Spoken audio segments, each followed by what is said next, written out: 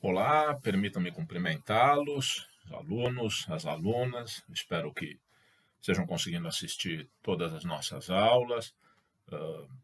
Estamos avançando no nosso curso, na nossa disciplina de Direito Penal 4, e a aula de hoje aludirá a dois crimes, a dois tipos penais bastante importantes e que vão nos levar a tratar de uma quantidade de matéria bastante expressiva.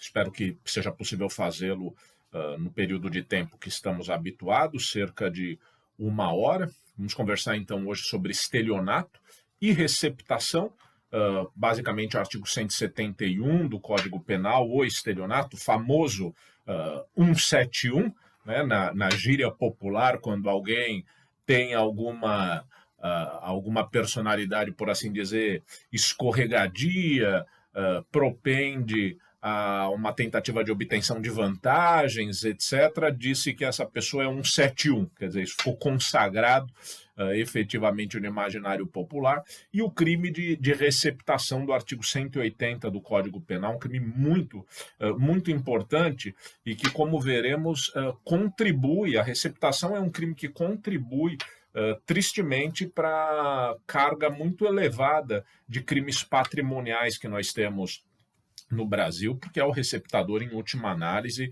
que escoa, que recebe, que oculta e que comercializa, no fundo, o produto dos crimes de roubo e dos crimes de furto. Mas, enfim, chegaremos lá. Vamos começar pelo crime de estelionato. A própria expressão estelionato tem origem na palavra estélio, que significa o lagarto que apresenta aspectos mutáveis e cambiantes, quer dizer, é aquele tipo de animal, de lagarto, que muda consoante o ambiente em que está e, portanto, torna-se difícil apanhá-lo. Né? Ele tem essa espécie de camuflagem,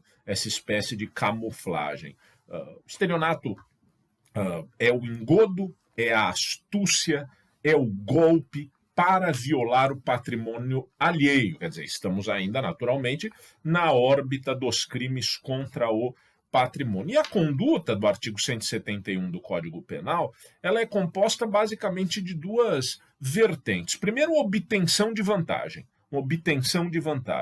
E a segunda vertente, induzindo ou mantendo alguém em erro.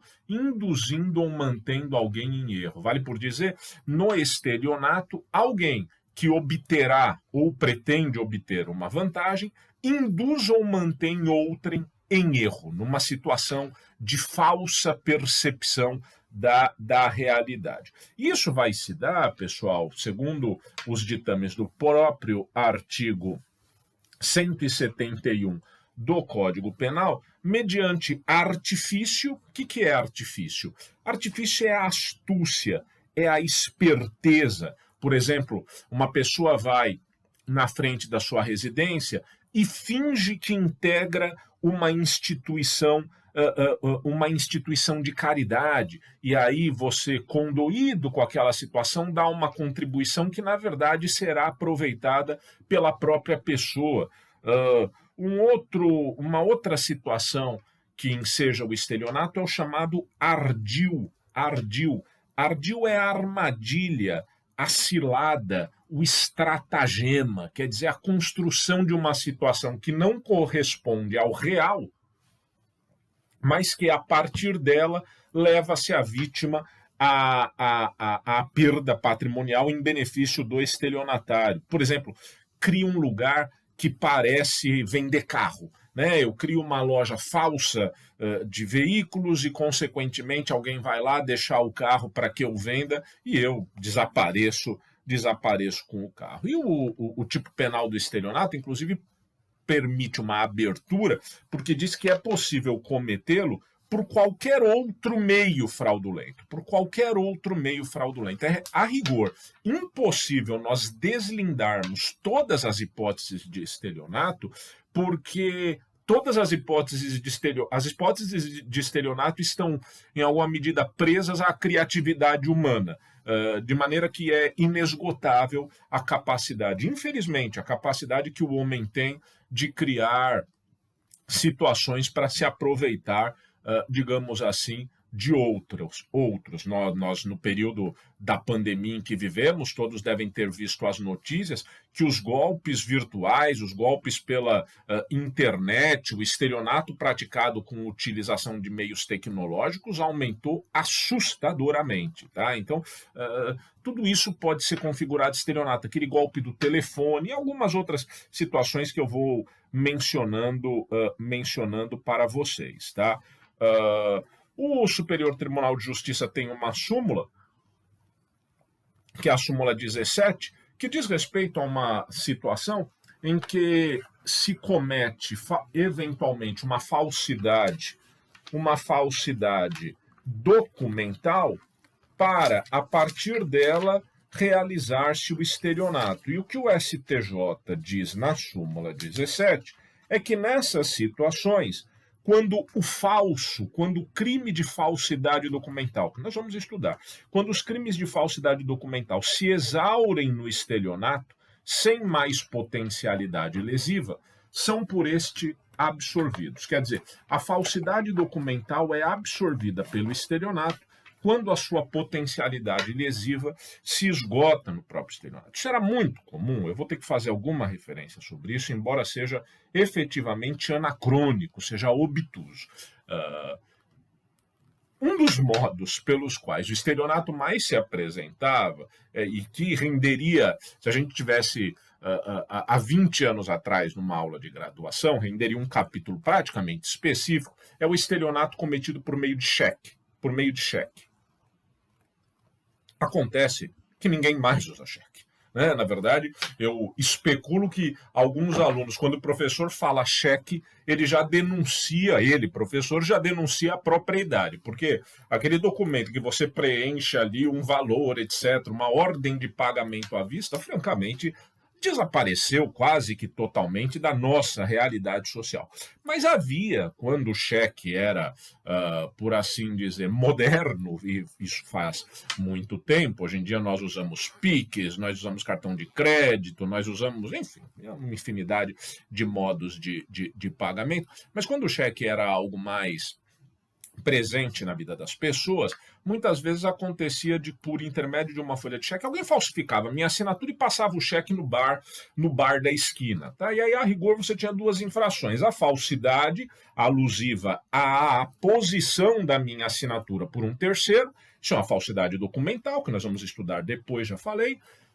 Mas também havia o benefício patrimonial, porque o sujeito pagava a sua compra com um cheque que não era dele, e esse cheque não era descontado, porque eu provavelmente já tinha ido no banco e dado a determinação de que aquele cheque não fosse compensado pelo banco, de sorte que o dono do bar ficava no prejuízo. Aí a pergunta que se propunha era, poxa, mas aí X, que usou um cheque falsificando a assinatura de Orlando, praticou dois fatos, uma falsidade documental e também o estelionato. Ele vai responder por dois crimes, e a súmula 17 do STJ aparece para dizer, não, responde só por um crime. Quando a falsidade documental se exaure no próprio estelionato, ou seja, quando ela não tiver mais nenhuma outra potencialidade lesiva, o que significa, em outras palavras, se a falsidade não puder ser utilizada para a prática de outros crimes, se ela se esgota naquele crime em si, ela fica absorvida pelo estelionato. E aí, alguns casos, alguns exemplos, o próprio Código Penal, eu não lerei todos, mas o próprio Código Penal apresenta alguns cases mais, digamos assim, corriqueiros de estelionato nos incisos do artigo 171 do Código Penal, tá? Quer dizer, dizendo que o sujeito vai incidir nas mesmas penas do estelionato se acontecer alguma das situações ali mais pormenorizadamente explicadas. Mas mesmo no caput, há alguns casos assim que são mais singulares que devemos mencionar. Primeiro, o chamado golpe do bilhete premiado. Situação clássica e que ainda acontece, creiam, ainda acontece. Eu próprio julguei situações do golpe de bilhete premiado. Alguém aborda uma pessoa, geralmente um idoso, uma pessoa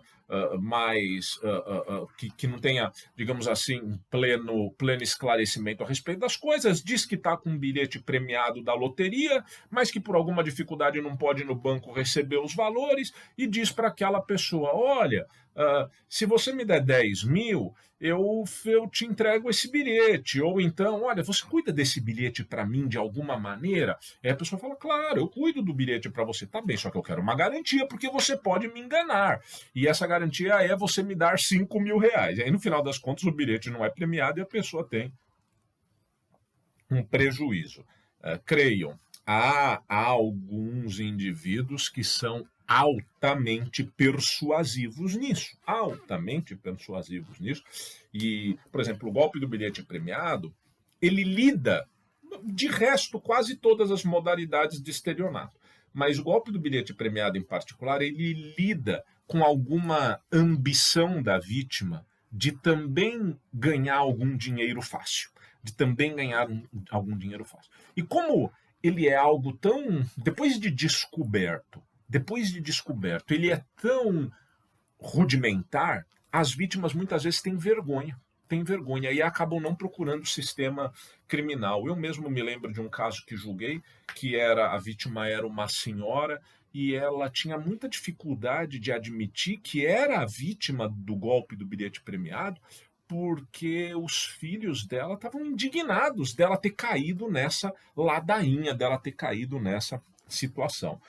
Um outro exemplo em que o estelionato pode se apresentar, que é um pouco mais difícil, devemos ser específicos, são determinados trabalhos espirituais. Obviamente que os trabalhos espirituais feitos de boa fé estão situados dentro da liberdade religiosa de cada qual. Não nos cumpre julgar como cada um expressa as suas crenças. Agora, há situações em que eles são verdadeiramente engodos, são verdadeiramente golpes. Por exemplo, há alguns anos atrás, eu me lembro de ter visto na televisão determinada pessoa que dizia que se colocasse fogo numa montanha de dinheiro sua, todos os maus olhados desapareceriam. E a pessoa era, digamos assim, suficientemente hábil para colocar o saco de dinheiro que você levava para ela e ela trocava por um saco de papel qualquer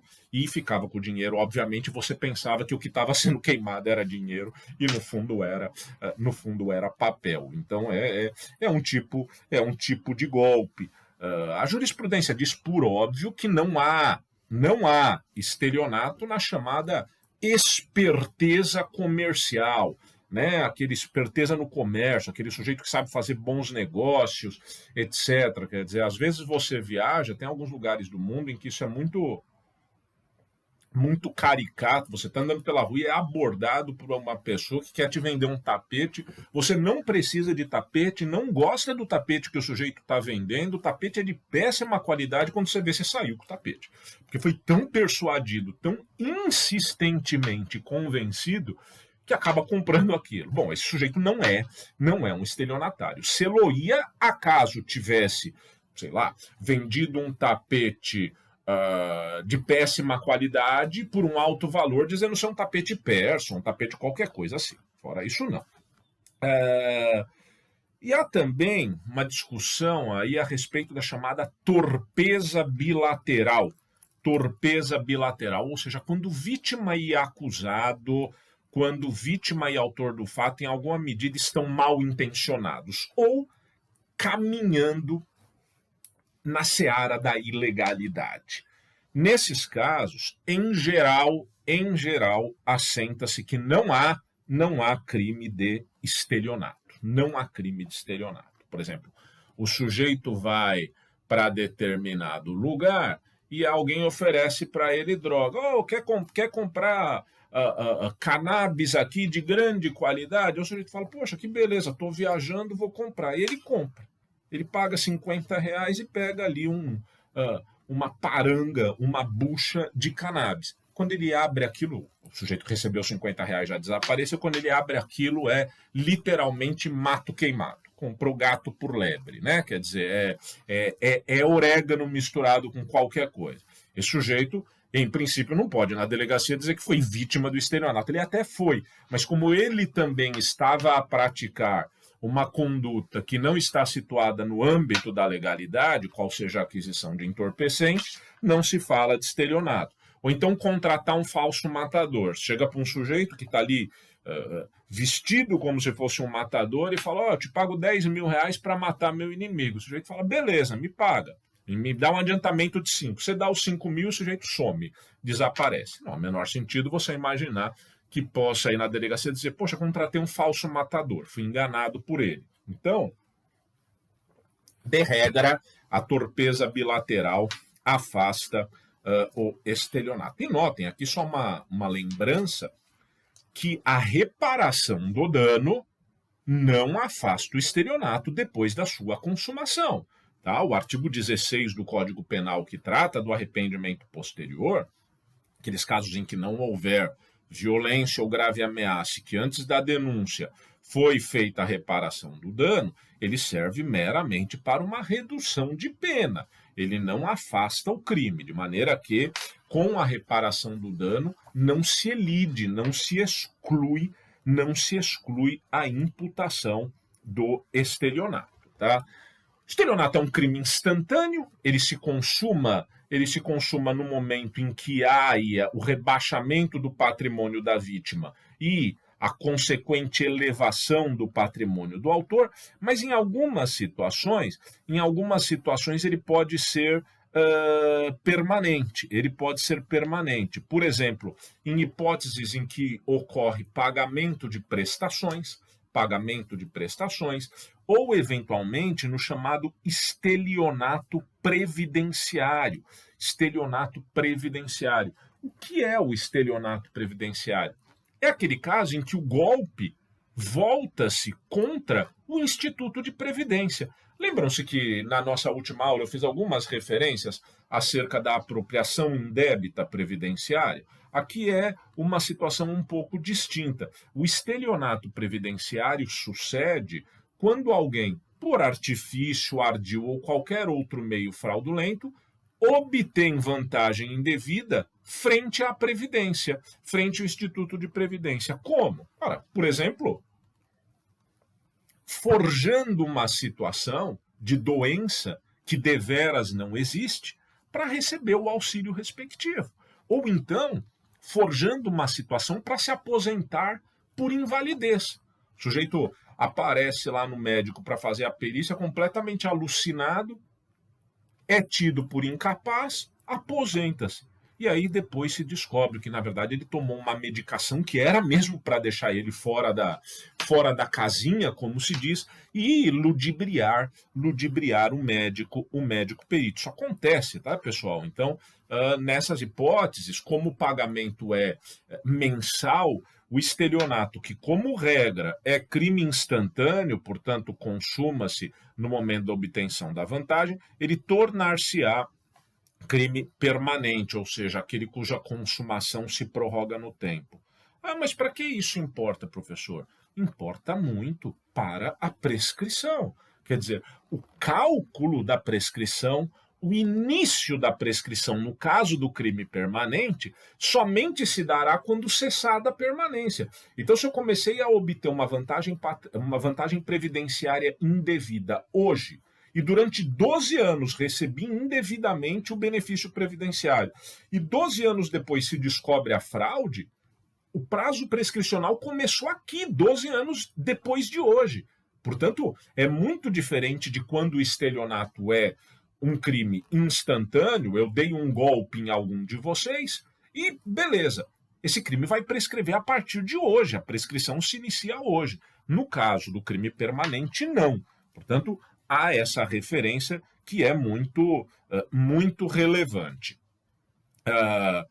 O estelionato pode suceder sob a modalidade privilegiada, chamado estelionato privilegiado, que vem previsto no parágrafo 1º do artigo 171.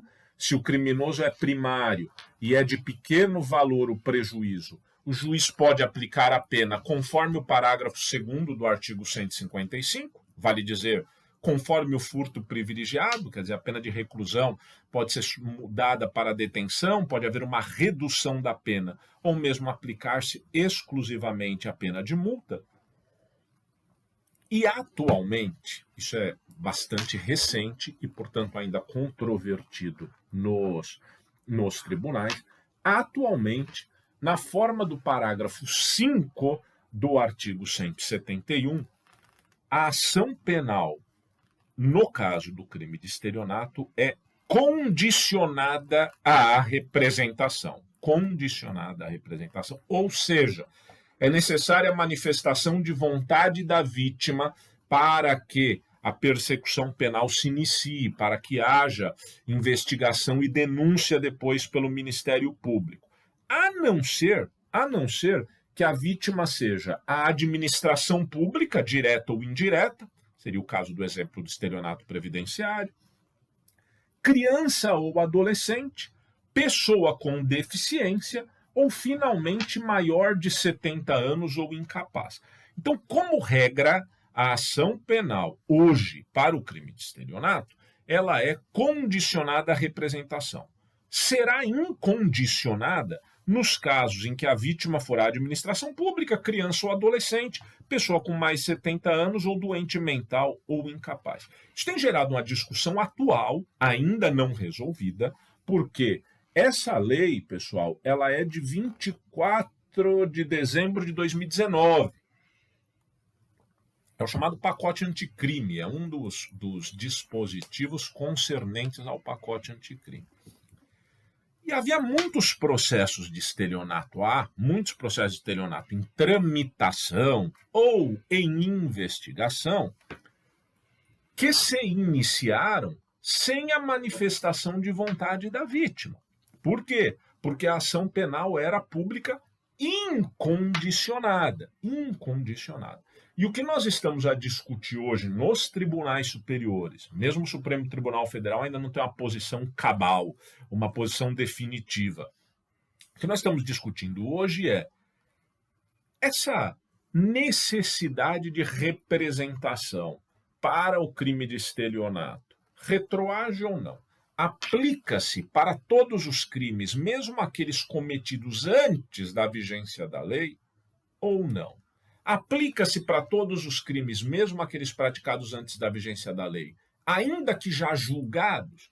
Porque aqui nós estamos vivenciando, isso não é inusual no Brasil e é lamentável, tá? É uma razão de insegurança jurídica. Por quê? Porque para algumas pessoas, vejam, eu não tenho a menor dúvida que aqueles casos que forem cometidos sob a égide já do parágrafo 5º, ação penal pública condicionada à representação.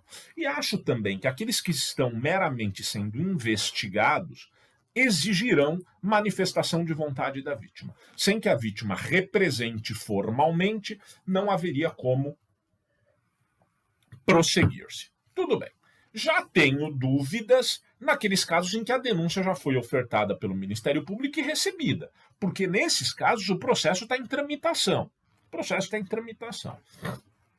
Agora, o que me parece uma demasia, e há gente defendendo isso, devemos respeitar, mas discutir, mas me parece uma demasia sustentar a necessidade de representação, mesmo para aqueles casos em que já houve julgamento, e o processo está lá no tribunal, em grau de recurso, ou no STJ ou no STF. Quer dizer, eu fui vítima de estelionato em 2010, esse processo demorou 5 anos, ele foi julgado em 2015, o réu recorreu para o tribunal em 2016, o processo está lá no tribunal em 2019, foi julgado, foi para o STJ, e aí o STJ vai olhar e vai falar: opa, a vítima do estelionato aqui não representou. Vamos remeter o processo lá para o juiz de primeiro grau para ele colher a representação da vítima e a gente ver se julga ou não um recurso. Quer dizer, vejam, a barafunda que se cria, a confusão processual que se cria, a mim me parece aí muito discutível a asserção. Vejam só, porque isso remete ao direito penal, a asserção de que tornar-se a ação penal condicionada à representação é, só por si, uma lei penal mais benéfica e que, portanto, retroagiria na medida exata daquilo que nós chamamos de novatio legis in melius. Acho isso discutível, mas, como sabemos, quem decidirá a temática no final das contas é o Supremo Tribunal Federal. Vale a pena acompanharem essa discussão, que, reitero, é uma discussão bastante atual, essa da controvérsia da aplicação da lei penal no tempo. As figuras equiparadas ao estelionato aqui são a disposição de coisa alheia como próprio, quando alguém vende, permuta ou dá em pagamento coisa alheia como se fosse própria. Quer dizer, você tem determinado objeto que não lhe pertence e faz algum tipo de negócio como se fosse seu. A alienação ou oneração fraudulenta de coisa própria, defraudação do penhor, fraude na entrega de coisa, fraude para recebimento de indenização ou valor do seguro, quer dizer, quando se comete alguma coisa, mesmo a destruição, eventualmente, de um objeto seu para obter seguro, fraude no pagamento por meio de cheque. Tá? São figuras equiparadas e aqui é importante sabermos que há algumas súmulas do Supremo Tribunal Federal que devem ser conferidas, embora, reitero, na maior parte dos casos remetendo ao estelionato por meio de cheque, que é hoje em dia bastante inusual. Por exemplo, a súmula 254 do Supremo Tribunal Federal, que diz: comprovado não ter havido fraude, não se configura o crime de emissão de cheque sem fundo, porque havia uma discussão quando se emitia cheque sem fundo, quer dizer, você passava um cheque para alguém, quando essa pessoa ia descontar o cheque, não havia dinheiro na tua conta. Nesse caso, o cheque é sem fundo. E em alguns casos, isso poderia ser configurador de estelionato, mormente nas hipóteses em que, ao passar o cheque sem fundo, eu já soubesse que não ia ter recursos para cobri-lo. Tá? Nesse caso, poder-se-ia discutir sim a incidência do estelionato. O que o Supremo fala é: olha, se ficar comprovado não ter havido fraude na emissão do cheque, quer dizer, eu posso até não ter dinheiro na conta hoje, mas eu imagino que esse dinheiro vai entrar, ou qualquer coisa assim. Portanto, não houve uma intenção dolosa, uma intenção fraudulenta mesmo. Nesse caso, não haveria o estelionato. E o artigo 554 do Supremo refere que o pagamento do cheque sem fundo após a denúncia não obstaria o prosseguimento da ação penal. Vejam, duas súmulas que vale a pena conhecer, mas que, repito, dizem respeito ao estelionato por cheque. Tá? Obviamente que essa súmula, a contrário senso, significa que se pagar antes o cheque sem fundo, antes da denúncia, o crime estaria afastado. Tá? Essa é a ideia. A contrário senso, repito, o pagamento de cheque sem fundo após a denúncia não obsta o prosseguimento da ação penal. Ora, significa que se o pagamento do cheque sem fundo for antes da denúncia, obstada estaria a ação penal. E aí se discutia, inclusive, a emissão de cheques sem fundos para pagar dívida de jogo, para pagar dívida de droga, e se isso geraria ou não estelionato. Inclusive, vale a pena lerem aí o artigo 814 do Código Civil, artigo 814 do Código Civil, em que se refere, deixe-me ver se encontro aqui o Código Civil, mas o artigo 814 do Código Civil, nesses casos, excluirá a responsabilidade penal.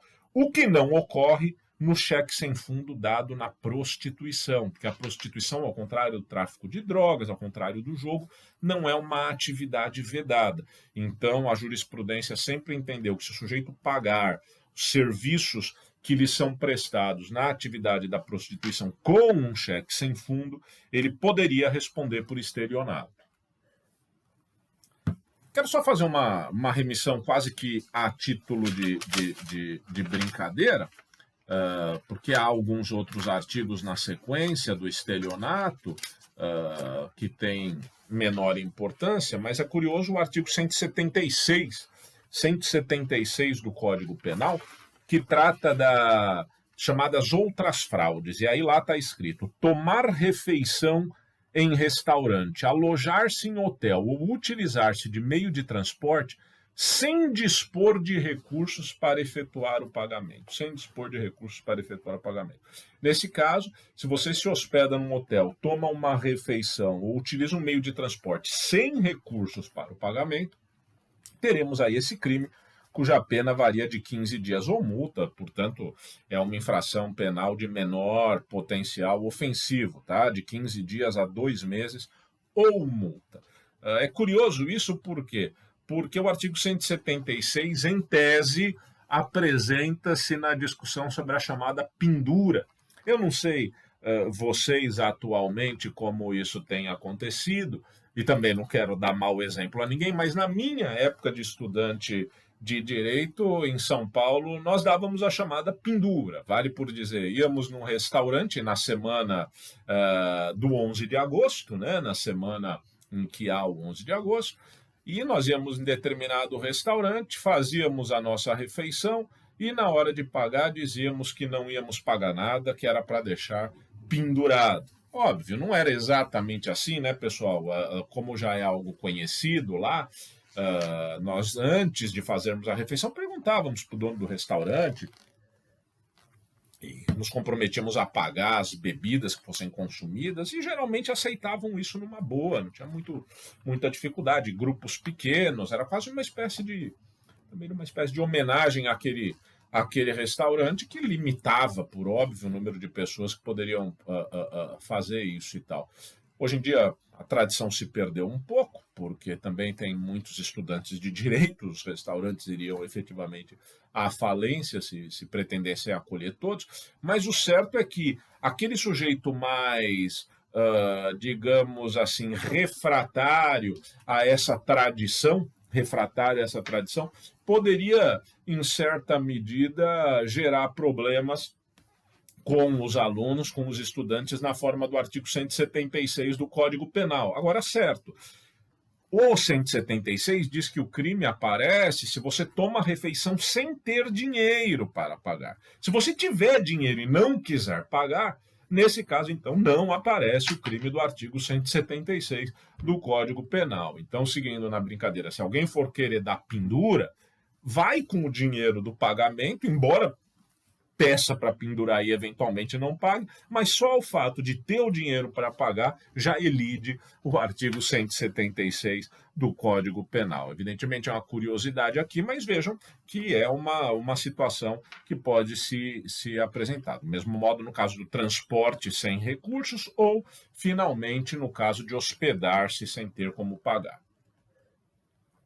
Nós vamos seguir agora falando do crime do artigo 180 do Código Penal, que é a receptação. Tem uma relação muito forte com os roubos, furtos e crimes patrimoniais. A receptação é uma espécie de crime aspas, aí, tá? Não é um conceito técnico, uma espécie de crime sucessivo. Porque necessariamente vem depois de outro crime patrimonial. O artigo 180 indica tratar-se a receptação do chamado tipo misto alternativo, crime de formulação típica alternativa. Isso quer dizer que há vários verbos, mas que, se o sujeito realizar mais de um, ele responde apenas por um único crime. Então tá lá: adquirir, receber, transportar, conduzir ou ocultar, em proveito próprio ou alheio, coisa que sabe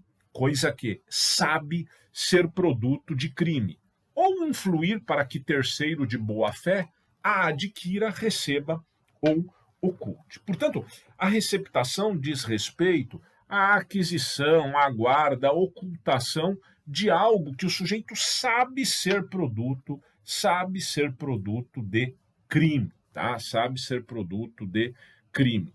Já começa sendo necessário dizer que se a coisa, para ensejar a receptação, tem que ser produto de crime, se ela for produto de contravenção, não estamos a falar do artigo 180 do Código Penal. Tá? Aqui vige realmente o princípio da legalidade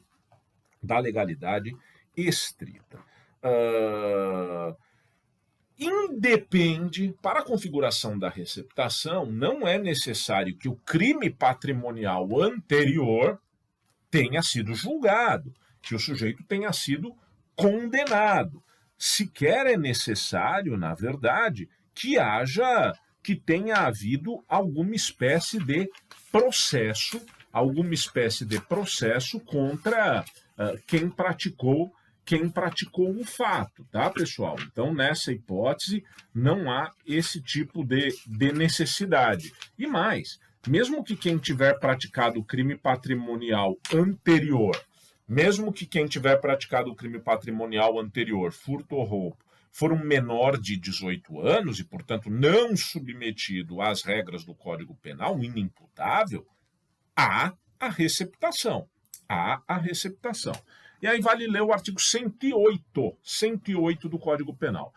A extinção da punibilidade de crime que é pressuposto, caso aqui, elemento constitutivo ou circunstância agravante de outro, não se estende a este. Quer dizer, na espécie aqui, se houver extinção da punibilidade do furto ou do roubo precedente, isso não afeta a existência da receptação. Agora, quem não responde pela receptação é o autor do crime patrimonial, óbvio, né? O autor do crime patrimonial. O sujeito praticou o furto de pneus e escondeu os pneus na sua residência, na sua casa. Ele não embora esteja ocultando, ele não incide aí em dois crimes. A receptação ou essa ocultação é um pós-factum impunível, tanto como sucedia no caso do dano. Nós falamos, né? Se o sujeito furta um bem e depois da consumação ele destrói esse mesmo bem, não há rigor dois crimes. Da mesma maneira, acontece aqui. Então, o autor do crime patrimonial não responde pela receptação da coisa. Agora vejam, a receptação em cadeia, a chamada receptação da receptação, ela é possível. Eu sou um receptador, recebi determinado objeto que eu sei que é produto de crime, repassei para algum de vocês que sabe também que o objeto é produto de crime e você está aguardando para vender depois. Quer dizer, temos aí dois receptadores sucessivamente. Quanto a isso, não há o menor problema. Agora veja, isso é muito importante na discussão do crime de receptação. Elemento subjetivo do tipo. Somente o dolo direto. Vale dizer, gostemos ou não, seja ou não expressão de uma má técnica legislativa, o fato é que o artigo 180 do Código Penal diz que a receptação sucede quando o sujeito sabe que a coisa é produto do crime. Portanto, somente o dolo direto. Se ele tiver dúvida e arriscar, será que é mesmo produto de crime ou não? Vou arriscar. Nesse caso, não há a receptação na forma do caput. Somente o dolo direto, porquanto exige-se que o sujeito saiba que a coisa é produto de crime. E se ele não souber, mas dever saber? Nós vamos olhar, tá? Aí surgem duas figuras que podem resolver em alguma medida essa situação. Falaremos disso na sequência. Em termos de objeto material, vale dizer a pessoa ou coisa. Objeto material é a pessoa ou coisa sobre a qual recai a conduta criminosa. No caso aqui, coisa. Trata-se da coisa produto do crime. Objeto material da receptação é a coisa produto do crime. Isso significa que não é objeto material da receptação, primeiro, o instrumento ou instrumentos do crime. Tá? Aqui é uma questão terminológica importante. Uma coisa é o produto do crime, outra coisa os instrumentos. Tipo, eu com uma faca vou na rua X e roubo de Y um aparelho de telefone celular. Aí me dirijo até um de vocês e digo assim, guarda para mim essa faca. E aí guardam a faca. A faca não é produto do crime, é instrumento do crime. Como corolário, quem guarda a faca não responde por receptação. Não vai responder por nada? Em alguns casos, pode responder, pessoal, por um crime que está lá adiante no Código Penal, que é o crime de favorecimento real, que está previsto ali no artigo 349 do Código Penal. Mas mesmo o favorecimento real, que diz prestar a criminoso, fora dos casos de coautoria ou de receptação, auxílio destinado a tornar seguro o proveito do crime, mesmo o favorecimento real não alude aos instrumentos do crime. Então, nesse caso, guardar a faca seria efetivamente uma conduta atípica. Ao menos não renderia ensejo à receptação. E igualmente, a receptação diz respeito ao produto do crime, o que significa que não diz respeito ao proveito do crime. Proveito do crime. O que é proveito do crime? Proveito é aquilo que você obtém com o produto.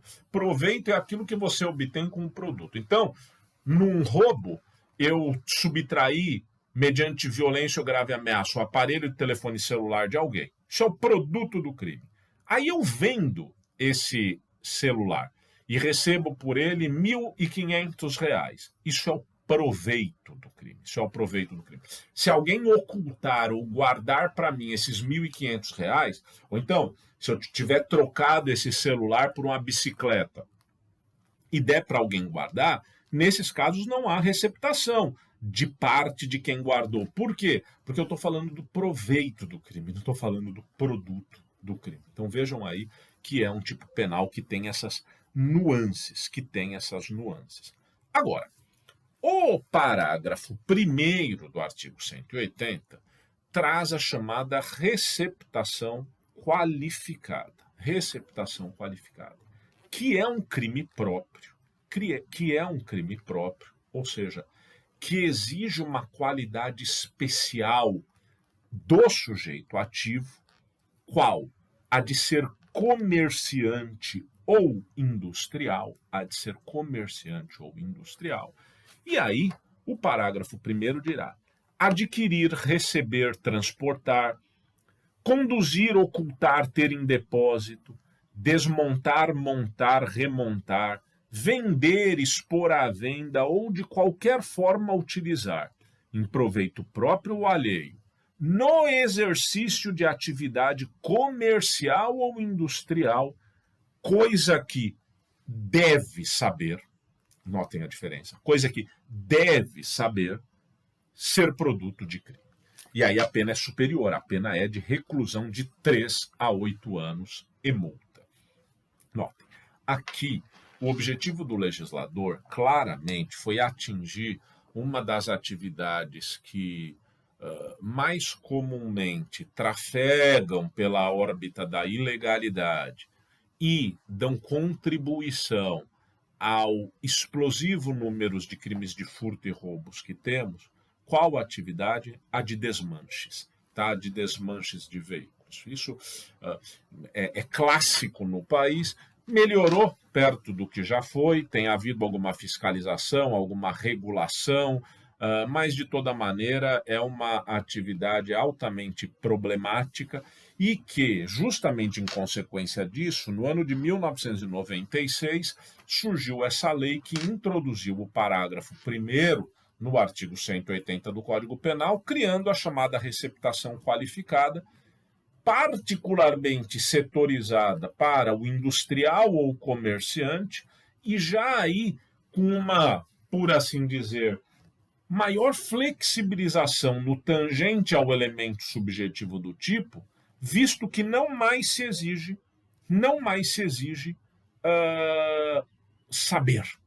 Basta que o sujeito deva saber tratar, deva saber, inclusive, aqui é uma discussão doutrinária, tá? Mas é possível dizer, sem medo de errar, que esse deve saber diz respeito à própria condição de conhecimento que o sujeito tem pela natureza das atividades que exerce. Quer dizer, o sujeito que é comerciante ou industrial, ele tem um ônus maior para a prática de determinadas condutas e, portanto, a incriminação surge não somente quando ele sabe que aquele objeto é produto de crime, mas quando, dada a sua a sua condição, ele devesse saber que o objeto era ou é produto de crime. Há alguns autores, inclusive, que dizem que o deve saber aqui nem é exatamente um elemento subjetivo, é um elemento normativo, do tipo.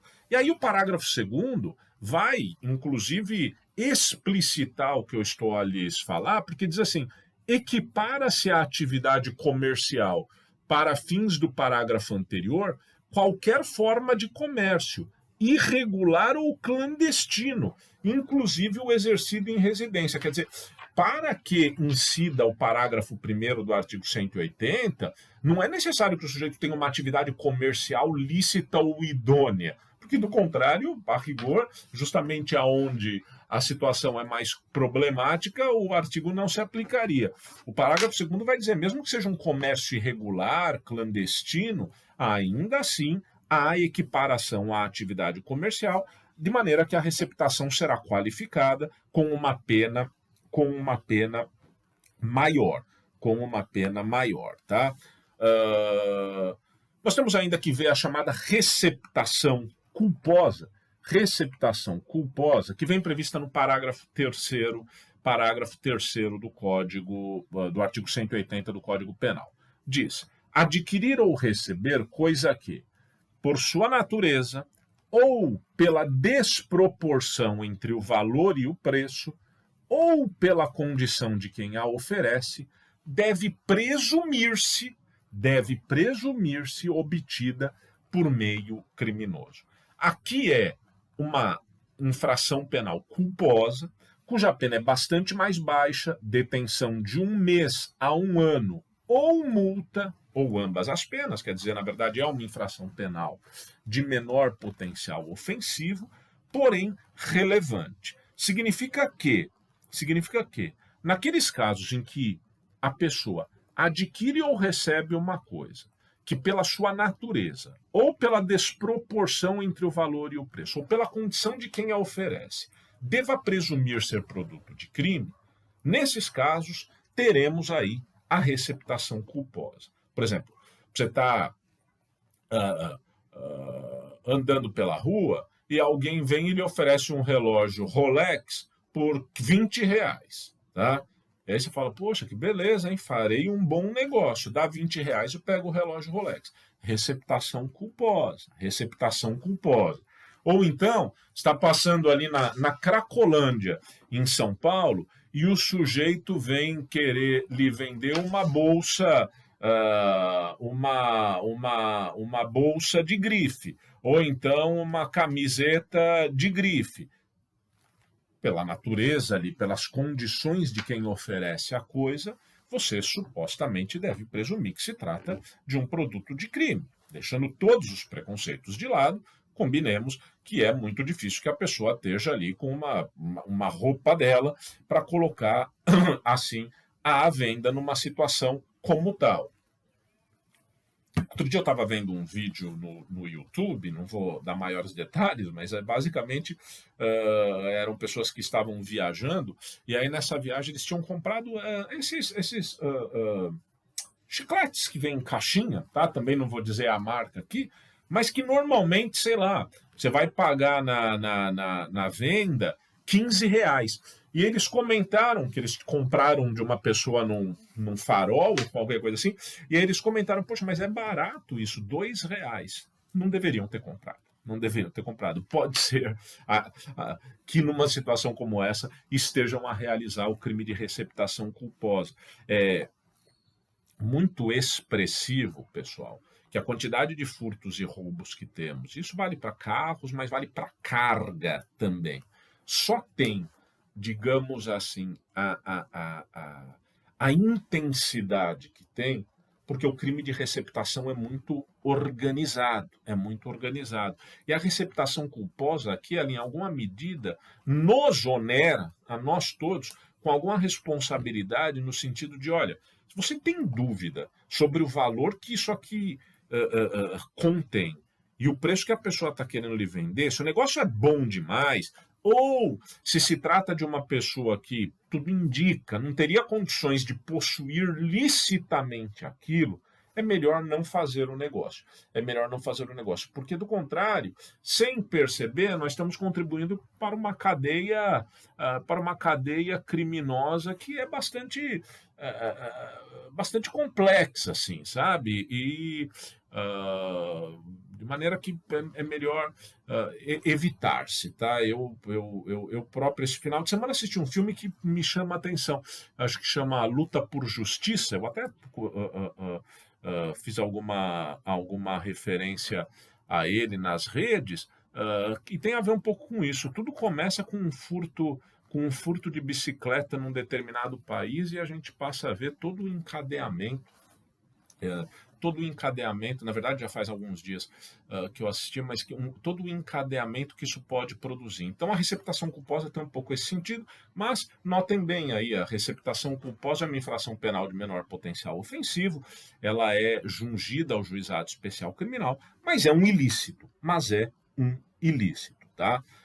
O parágrafo 5º trata do perdão judicial para a receptação culposa, quer dizer, na hipótese do parágrafo 3º, se o criminoso é primário, pode o juiz, tendo em consideração as circunstâncias, deixar de aplicar a pena. E aí esse artigo segue dizendo que na receptação dolosa, aplica-se também aqueles ditames do furto privilegiado. Se a coisa for de pequeno valor, criminoso primário, você pode trocar a pena de reclusão por detenção, reduzir essa pena ou aplicar exclusivamente a pena de multa, tá? E no parágrafo 4º, a gente tem aqui que a receptação, isso eu já tinha mencionado, mas não custa repetir, é importante, a receptação é punível, ainda que desconhecido ou isento de pena, o autor do crime de que proveio a coisa. Tá? A receptação é punível, ainda que desconhecido ou isento de pena, o autor de crime de que proveio a coisa. E o 180A, caminhando mesmo para a conclusão, trata da receptação de animais. Tá? Adquirir, receber, transportar, conduzir, etc., semoventes ou domesticáveis de produção, ainda que abatido ou dividido em partes. Isso tudo por conta daquela situação do abigeato que frutifica, lamentavelmente, no nosso país. Quero fazer uma referência brevíssima nos momentos que faltam a respeito dos chamados crimes contra a propriedade imaterial, que é o título 3 do Código Penal, iniciando-se ali pelo artigo 184. Nós estudamos até agora vários crimes contra o patrimônio e todos eles implicando aí numa coisa a rigor tangível, né? Uma coisa que é subtraída no furto ou no roubo, que é adquirida na receptação, ou uma vantagem que se extrai no caso do estelionato, e aqui são crimes contra a propriedade contra a propriedade imaterial. Ora, imaterial é justamente aquilo que não tem, digamos assim, uma expressão física, né? Está no âmbito de alguma ordem de abstração. São crimes com os quais a gente lida menos, mas que têm alguma importância. Eu recomendaria que lessem os artigos do Código Penal e encaminhassem as dúvidas nas nossas aulas síncronas. Por exemplo, nesses dispositivos, aludir-se ao direito autoral, que são aquelas relações jurídicas advindas da utilização e criação de obras intelectuais e estéticas, compreendidas aí as artes, a literatura e as ciências, tá? Então, são relações jurídicas advindas da utilização e criação de obras intelectuais e estéticas, compreendidas nas artes, literatura e ciências. Aí o artigo 184 vai dizer: violar direitos de autor e os que lhes são conexos. Isso pode acontecer em diversas situações, sem que a gente mesmo se dê conta, por quanto corriqueiras, e que vale a pena pensarmos. O plágio, tá? A situação do plágio. Seja o plágio musical, né? Você grava uma música e não sei se assistiram o filme, aqui é uma brincadeira mesmo, mas tem um filme que se chama Yesterday, que é, num dado momento da história do mundo, todas as músicas dos Beatles, é como se não tivessem existido. Só que tem um sujeito que se lembra de todas elas. Tá? O rapaz se lembra de todas elas, e o que ele faz? Ele começa a gravar aquelas músicas. Como são músicas maravilhosas, eu devo dizer que sou Beatlemaníaco, faz um sucesso estrondoso e ele ganha dinheiro, enfim. Depois vejam o filme, que é um filme bastante engraçado. E, bem, aí está violando direito de autor, né? Na realidade, é o típico plágio, né? O típico plágio e que pode gerar responsabilidade. Também a fotocópia de livros, né? Os livros que são integralmente fotocopiados podem ensejar violação a direito de autor, e bastante. Agora até diminuiu, na realidade, por causa dos streamings, mas a questão dos CDs e DVDs piratas, né? CDs e DVDs piratas. O chamado pirateamento de coisas, a falsificação, a contrafação de coisas é dramática, tá, pessoal? É dramática e gera muito dinheiro. Há um mercado aí verdadeiramente ilegal que trata de pirataria. Os tribunais aí, tem a súmula 502 do Superior Tribunal de Justiça, deixem-me ler a súmula 502 do STJ, porque os tribunais têm enfrentado um pouco essas questões, seja sob o palio do princípio da insignificância, naqueles casos de lesão insignificante, seja também sob uma espécie de adequação social, quer dizer, distinguindo. Uma coisa é você comprar de um comerciante ambulante 10 DVDs piratas. Outra coisa é você baixar um programa no teu computador para assistir um lançamento que está agora no cinema. Mas a súmula 502 do STJ diz assim: presentes a materialidade e a autoria, afigura-se típica em relação ao crime previsto no artigo 184, parágrafo 2º do Código Penal, a conduta de expor à venda CDs e DVDs piratas. Quer dizer, se houver materialidade e apuração de autoria, a exposição de CDs e DVDs piratas, que às vezes a gente vê até em postos aí pela estrada, né? Você está fazendo uma viagem para o interior do estado, ou vindo do interior para cá, passa em algum posto, tem um monte de CD ou DVD, entre aspas, pirata, e isso gera o crime de 184, parágrafo 2º. Eu não vou ler, é um texto bastante grande, mas diz respeito exatamente a essa situação. Entretanto, é importante mencionar que são crimes que exigem perícia. Tá? Eu estou falando aqui o essencial dos crimes contra a propriedade intelectual.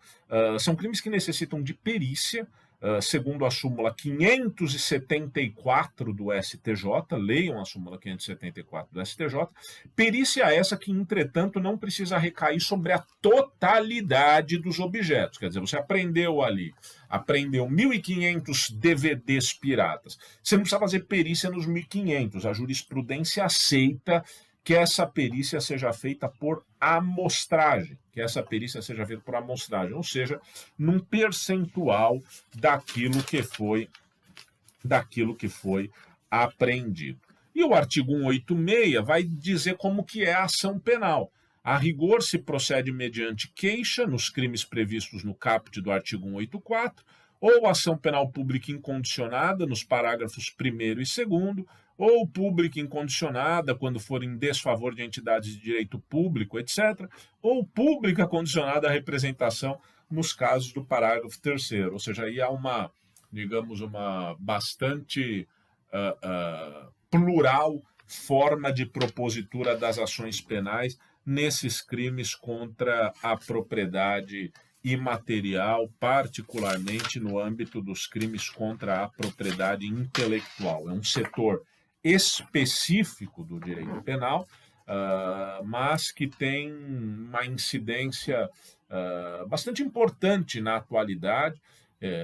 Quem vai trabalhar com isso meio que se especializa na área, tá? Existem advogados especializados nesse tema. Na Justiça Estadual, geralmente retumba ou aparecem nos casos de comercialização de CD ou DVD pirata mesmo, é o que mais se tem, e as discussões mais cruciais são essas. Cabe princípio da insignificância ou é necessário perícia, tanto assim que essas discussões são tão intensas que renderam ensejo a essas duas súmulas do STJ, que eu acho que vocês devem ler, súmula 502 e súmula 574. Tá bem, pessoal? Agradeço a atenção de todos, sigam estudando, aquilo que não foi possível lhes transmitir durante a exposição, cobrem do professor no nosso encontro síncrono, estarei disponível aí para tirar todas as dúvidas, espero que todos estejam bem e que estejam compreendendo o conteúdo das nossas aulas. Um grande abraço a todos, fiquem bem.